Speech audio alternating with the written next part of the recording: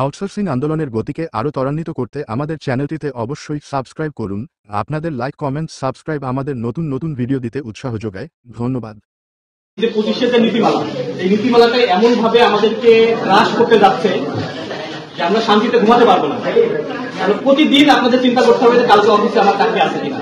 এই নীতিমালা যদি বাস্তবায়ন হয় তাহলে চিন্তা করতে হবে প্রতিদিন ঘুম থেকে ওঠার পরে যে আজকে আমার অফিসে চাকরিটা আছে কিনা। তো আমরা এত বছর যাবৎ একটা প্রতিষ্ঠানে শ্রম দিচ্ছি, অথচ আমরা এখন অবহেলিত, লাঞ্ছিত বিভিন্ন ভাবে। আমাদের উৎসব বোনাস নাই, কোনো ভাতা নাই, কোনো ধরনের কোনো সুযোগ সুবিধা। এই নীতিমালা এর আগে যে 3 সালের নীতিমালা ছিল, সেই 3 সালের নীতিমালাতেও কিন্তু আমাদের এইসব বোনাস বা ভাতার একটা বিষয় ছিল।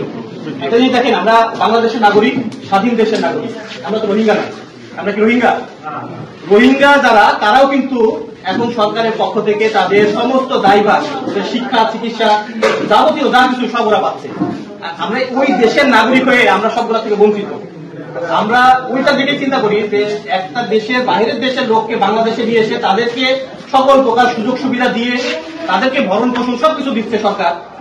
আমরা বাংলাদেশে থেকে, বাংলাদেশের নাগরিক হিসাবে আমরা সরকারের সেবায় নিয়োজিত, জনগণের সেবায় আমরা নিয়োজিত, অথচ আমাদের অধিকারকে হরণ করা হচ্ছে, আমাদেরকে বঞ্চিত করা হচ্ছে। এটা তো আমরা কখনোই মেনে নিব না। তো আমাদের কেন্দ্রীয় কমিটি গঠিত হয় খুব বেশি দিন আগে না, তখনই 15 এপ্রিল যে নীতিমালাটা হয় তারপরেই কিন্তু আমরা কেন্দ্রীয় কমিটিটা গঠন করি। খুবই স্বল্প পরিসরে আমাদের কেন্দ্রীয় কমিটিটা গঠন হয়। কেন্দ্রীয় কমিটি গঠন হওয়ার পরে আমরা একটা সাংবাদিক সম্মেলন করি। সাংবাদিক সম্মেলনে আমাদের গণসংহতি আন্দোলনের জুনায়েদ সাকিব ভাই ছিলেন, সহ অ্যাডভোকেট মনিরুজ্জামান রিংকন সহ আরো শ্রম সংস্কার কমিশনের প্রধান কমিশনার সুলতান মাহমুদ স্যার ছিলেন, আরো অনেকেই ছিলেন। তো আমরা এই অল্প পরিসরের ভিতরে আমরা বিভিন্ন দপ্তরে, অর্থ মন্ত্রণালয় বলেন, শ্রম মন্ত্রণালয়, প্রধান উপদেষ্টা দপ্তরে আমরা স্মারকলিপি প্রদান করেছি। আমাদের সারা বাংলাদেশের দৈনিক মজুরি ভিত্তিক ভাই বোনদের দুঃখ দুর্দশার কথা দিয়ে আমাদের যে দাবি দেওয়া, সেই দাবি দেওয়াগুলো উপস্থাপন করে আমরা আজকে আমরা এগুলো দিয়েছি। আমরা 30 জুন আমরা প্রথম যে স্মারকলিপিটা দিই, সেটা মাননীয় প্রধান উপদেষ্টা বরাবর 17 জুন আমরা স্মারকলিপি দিয়েছিলাম।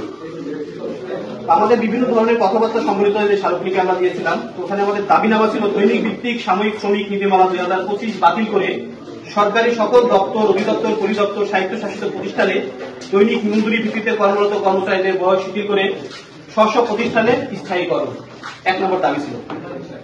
মাসিক বেতন প্রদান, দ্রব্যমূল্য ঊর্ধ্বগতিতে ন্যূনতম মজুরি 30,000 নির্ধারণ, বাৎসরিক 5% হারে বেতন বৃদ্ধি করণ 2 নম্বর দাবি। উৎসব ভাতা, বৈশাখী ভাতা, অধিকার ভাতা, চিকিৎসা ভাতা, শিক্ষা ভাতা, ছুটি ভাতা ও রেশন চালু করণ। চাকরিচ্যুতদের চাকরি পুনর্বহাল, বকেয়া বেতন প্রদান। 6 মাস মাতৃত্বকালীন ছুটি ও বাৎসরিক 20 দিনের নৈমিত্তিক ছুটি প্রদান। আমাদের এই দাবিগুলা সম্বলিত আমরা স্মারকলিপি দিয়েছিলাম। স্মারকলিপি দেওয়ার পরেও আমাদের কিন্তু কোনো কার্যক্রম ওইভাবে হয় নাই। গত 30 জুন আমরা কিন্তু একটা অবস্থান কর্মসূচি করেছি, সেটা হচ্ছে শ্রম ভবনের সামনে। আপনারা অনেকেই হয়তো যাইতে পারেন না, অনেকেই গেছেন। আমাদের এই অবস্থান কর্মসূচিটা সফলভাবে আমরা সম্পূর্ণ করেছি এই অর্থে যে আমাদের একটা টেকনিক্যাল কমিটি গঠন পর্যন্ত শ্রম সচিব একটা টেকনিক্যাল কমিটি গঠন করবেন মর্মে আমাদেরকে 2 মন্ত্রণালয়, অর্থ মন্ত্রণালয় এবং শ্রম মন্ত্রণালয় মিলে একটা টেকনিক্যাল কমিটি গঠন হবে। তো সেই কমিটিটা এখন পর্যন্ত হয়নি, আমাদের প্রায় 12 দিন অতিবাহিত হয়ে গেছে অবস্থান কর্মসূচিটা। আমরা হয়তোবা খুব শীঘ্রই আরেকটা কর্মসূচি আমরা দিব, কেন্দ্রীয় কমিটির পক্ষ থেকে খুব শীঘ্রই আরেকটা কর্মসূচি আমরা দিব। আমরা আশা রাখবো যে আপনারা কেউ এই চিন্তা করবেন না যে একদম গেছে আমি যাবো না, না গেলেও তো চলবে। এই চিন্তা না করে আমরা সবাই আমাদের অধিকার আদায়ের ক্ষেত্রে আমরা কখনোই ছাড় দিব না। আমরা যেহেতু বাংলাদেশের নাগরিক, এই দেশের নাগরিক, আমরা এই জনগণকেই আমরা সেবা দিচ্ছি। সরকারের যে কোনো দায়ী দায়িত্ব আমরা নিষ্ঠার সাথে, সততার সাথে আমরা পালন করতেছি। কেন আমরা বঞ্চিত হব?